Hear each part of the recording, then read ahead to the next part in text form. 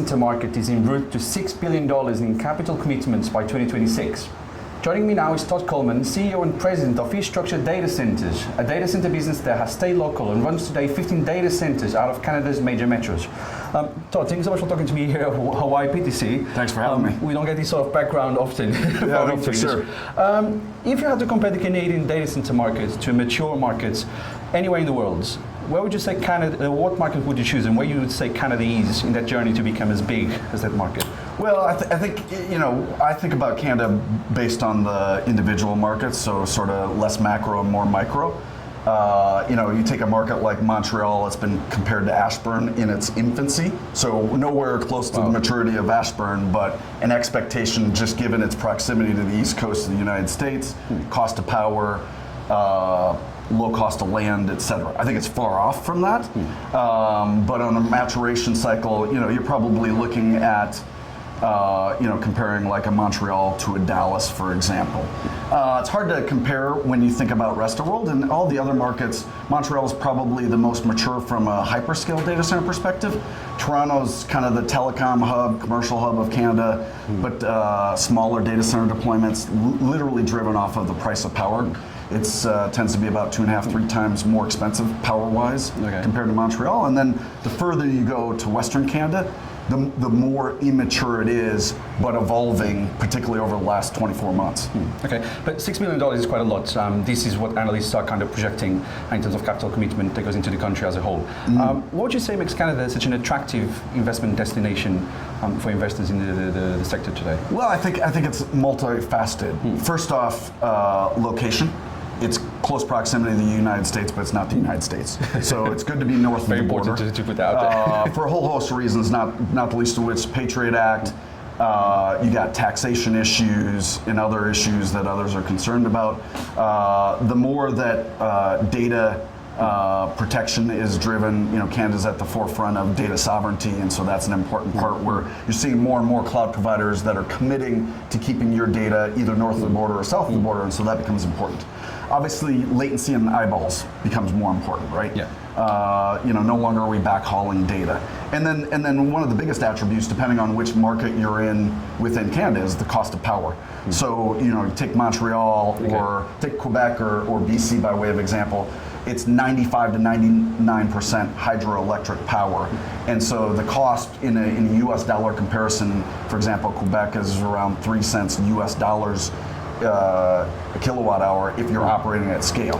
BC's closer to 5 cents, but in the grand comparison to Europe and other places, it's relatively inexpensive power. Yeah, that's actually the thing that I was going to ask to you. So we've already mentioned power, but in Europe we do have some troubles nowadays when it comes to setting up shop in terms of data centers. You've got land problems, regulation problems, power problems. You've got a lot of problems to deal with.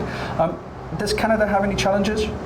Not per se. We don't do cryptocurrency in our data centers. Yeah. But if you're a crypto miner, Canada's got some challenges, right? Okay. Crypto came in, especially it's coming out of Asia. From a power standpoint or regulation? From a power perspective. From a power perspective.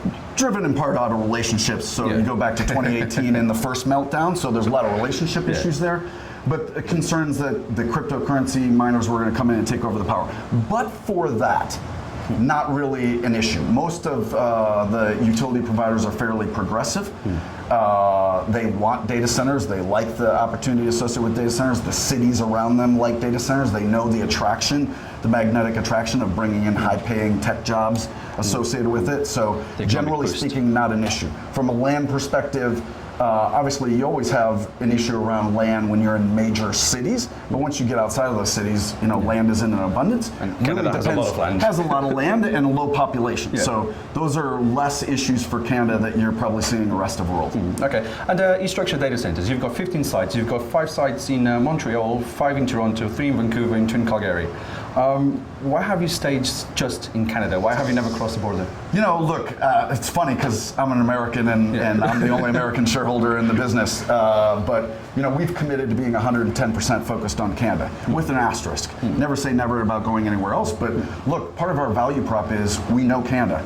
We're about localized sales, localized support. When our customers come in, we develop a trusted advisor status, even if they're not necessarily going with us, or their architecture isn't 100% with us, but it's that knowledge that we give them about knowing those markets and how they evolve. And so that's super important to us. Not to say that we wouldn't go into other markets or other regions, but right now we think there's enough opportunity for us to be solely Canadian. That could change in a couple of years, but for the time being, we're pretty happy with where we're at. Okay, and you've opened your latest facility in Calgary, the second data center in Calgary, about 2 months ago in November. Announced, not open yet. Oh, sorry, you were going to build it. It's built.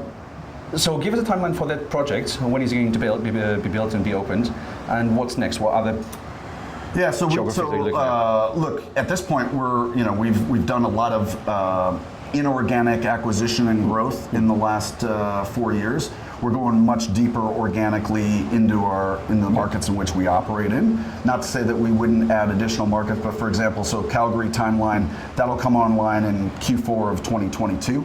We got additional expansion that will likely come on about the same time, maybe plus or minus a quarter in Vancouver. We got a hyperscale facility in Montreal that used to be the former Montreal Gazette printing building. Yep.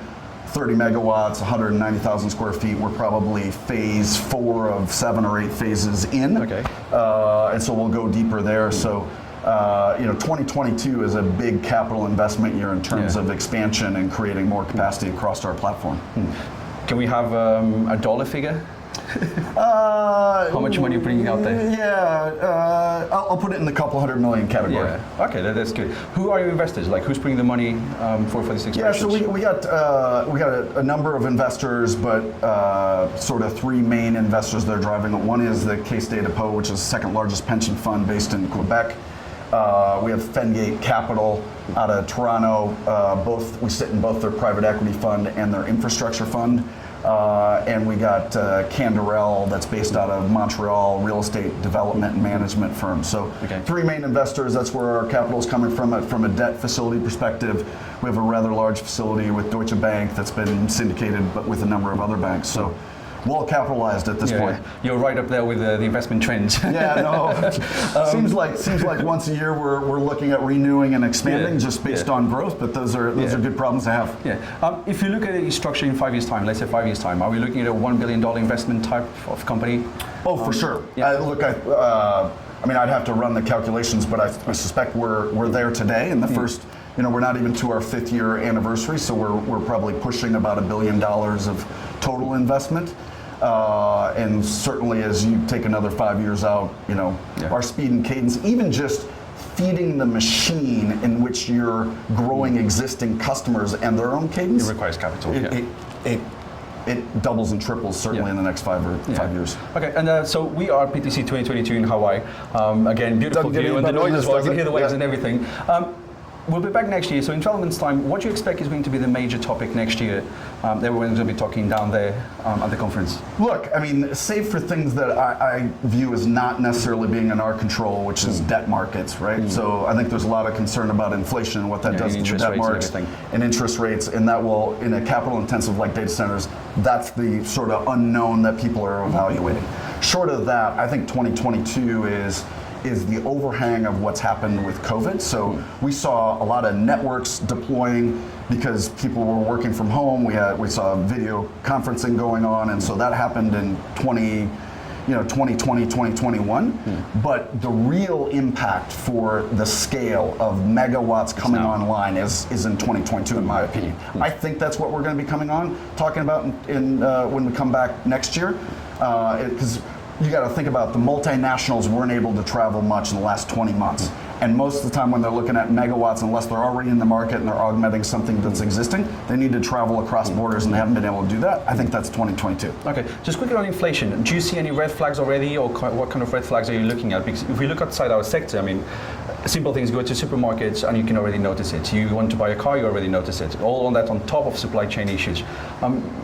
Are those the red flags you're looking at the moment, or what's the big red flag you're waiting for? I don't see red flags on the debt market today, although we're well committed and that's not a worry at the present time. Look, for any data center operator, I think we're all worried about global supply chain.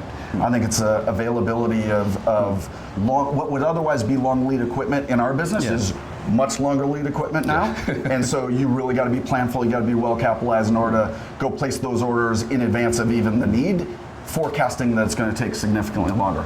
I think the pricing around costs. Our suppliers are seeing their costs go up, and which is corresponding to us. And so, on a weekly basis, every data center operator is seeing cost increases coming from the suppliers due to global supply chain issues. So I think those are the two issues that we're seeing right at the moment, and everyone's doing their best to manage around it. Well, the industry has done very well. So, but Todd Coleman, CEO of eStruxture Data Centers, thank you so much for talking to me. Thank you for having me. For you at home, thank you so much for watching, and do check our website and give us a follow on social media for the latest news and features from across the digital infrastructure sector worldwide. At the Tech Capital, you lead, we report. Bye for now.